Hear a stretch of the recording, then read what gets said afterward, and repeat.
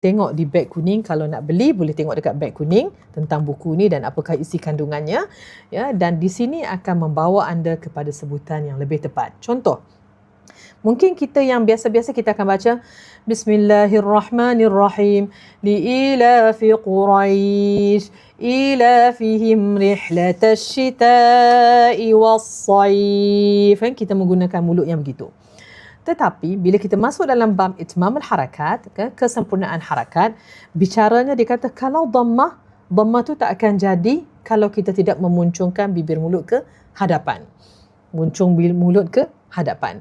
Dan wadhun khifadin, dan apabila kita merendahkan inkhifad, iaitu rendah, merendahkan anggota mulut kita ni, bila kita rendahkan mulut, ia termasuklah dengan kawasan rahang.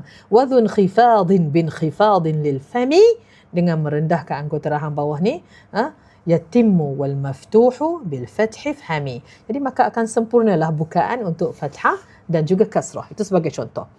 Okey. Jadi bacaan Humairah tadi, liilafi Quraisy, cantik. Ilafihim rih. Kat situ bunyi rih.